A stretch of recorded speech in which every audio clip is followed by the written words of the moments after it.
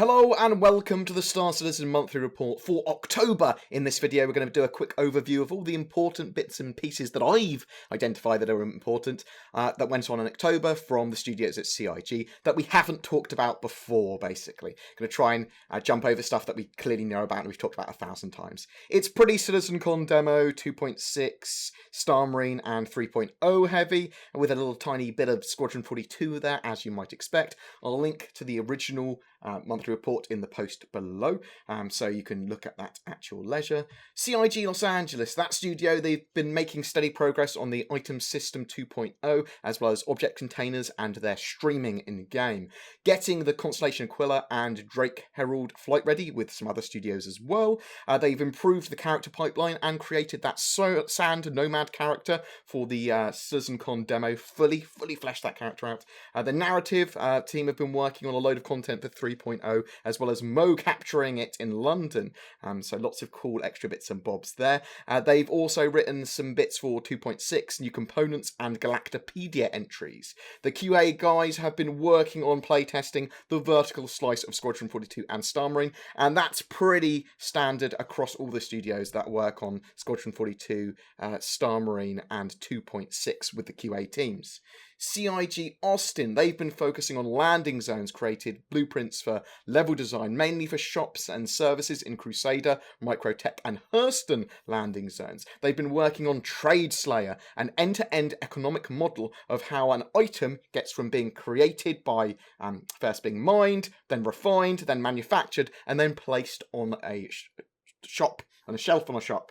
They've also done the first iteration of Price Fixer, which generates in-game values for items and ships based on their component costs and how much their minerals cost and all that sort of stuff, and then applies it in-game. They've created the mock-ups for the shopping kiosk and its UIs. The Herald has been finished and it is in testing. They are working on cutlasses now, bringing them up to the current standards with that rework, and they already are in grey box phase with the cutlasses. The final art pass has been done on the Constellation Aquila, so expect that to be better than what we saw in CitizenCon's demo. Animation guys, they've been working on implementing background animations and NPC character stuff. This includes janitors, NPCs interacting with systems, flavor jobs that are in the background. This can be also NPCs sleeping, eating in the mess hall, how these NPCs do these tasks on their schedule, and how they interact with their general surroundings. It's a big part of the AI subsumption stuff. They've added combat speed fast animations for exiting chairs and ships if you're in danger in various ships or if you need to be fast. Backend guys have rewritten the hub server, giving them more scalability for a larger player base. There's also been general optimizations from the backend guys for server, lobbies, administration tools. They're all being worked on. Again, QA here have been working on that vertical slice, as well as server stability, 2.6 StarEngine, all that sort of jazz. They reaffirmed, I can't words, the systems that they used for the CitizenCon demo. They were Asus X99A motherboards, Asus Strix 1080 GPUs, or graphics cards, Intel i7 5820 CPUs, and 64 gigs, seems an excessive amount of RAM, of Corsair Vengeance RAM. They had Corsair H55 coolers, and Intel 750 series 1.2 terabyte SSDs. They're pretty beastly SSD drives. I'll put a link and all that sort of jazz in the description below. This will be part of a written article, so you can check that out at your leisure. I don't think you're going to need systems like that to run Star Citizen. I'm running Star Citizen pretty well on quite a lower powered system than that, significantly cheaper. Anyway, Foundry 42 UK. They've started on Banu archetypes as well as a new MISC ship. I believe the MISC ship to be a MISC Racer or Razor that we saw on the ATV whiteboard like a while ago. Don't quote me on that, and we can't quote me on that, but know that it's just a guesstimation. The wrap up on the concept for the Aspira Prowler has been done. They finished a new Castak Arms sniper rifle, as well as pistol. Lots of items and props as well in general have been finished off. They worked on the two StarEngine maps, Echo 11 and Station Damien, with lighting, mood, ambience, all that sort of jazz. The Vanguard Hoplite is also finished and with QA for testing. The final phase of the Idris Javelin and Bengal is in progress, as well as the Vandal Driller. They're moving on to the Vandal Hunter now. I believe that's the destroyer for the Vandal.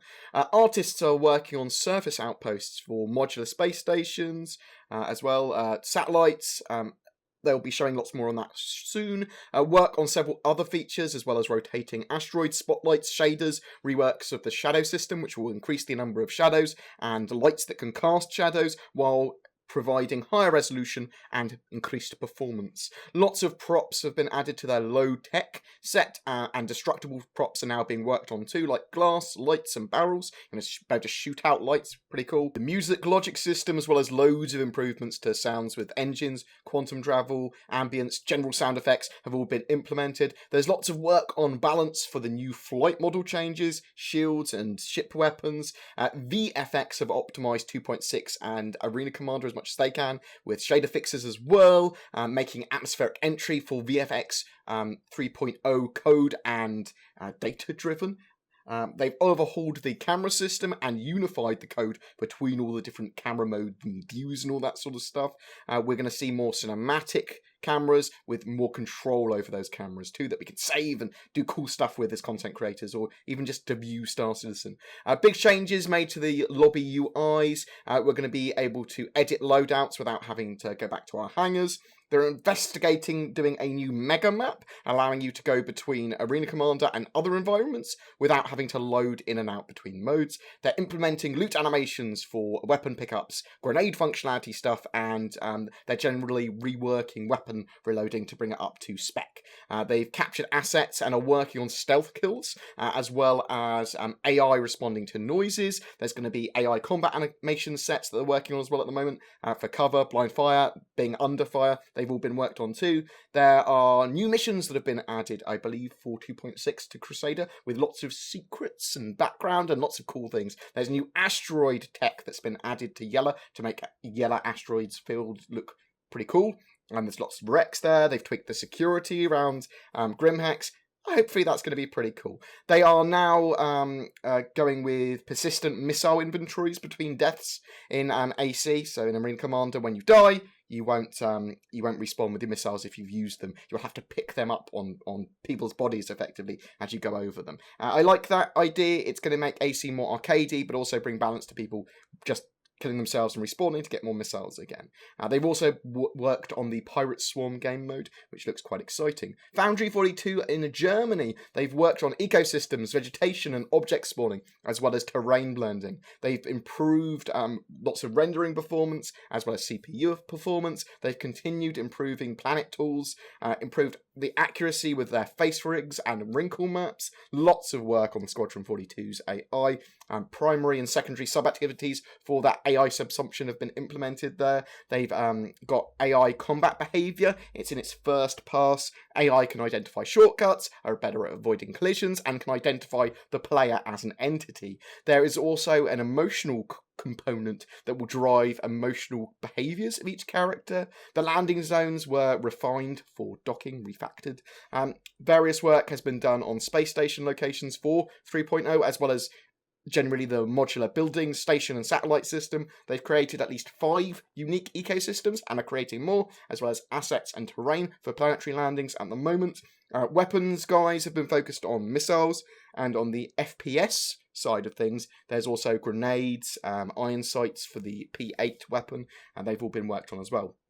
BHVR, or Behaviour, that studio, they've been working on some concept and progress stuff for Stanton locations. They're coming along quite quickly with their modular building sets, tools and brushes that CIG have made. So let's go over a quick brief overlook of the flavour behind each of those 3 landing zones that they talk about. Hurston is a desert mining world controlled by a powerful corporation. Life on the planet is harsh, and people working there live no better than indentured servants. Reflecting on the condition, the architecture of the planet generally exhibits significant wear and tear. Daily life is consistently monitored by the planet's security, a prospect reminiscent of Orwell's 1984. bit Big Brother-like, you see? It's pretty cool.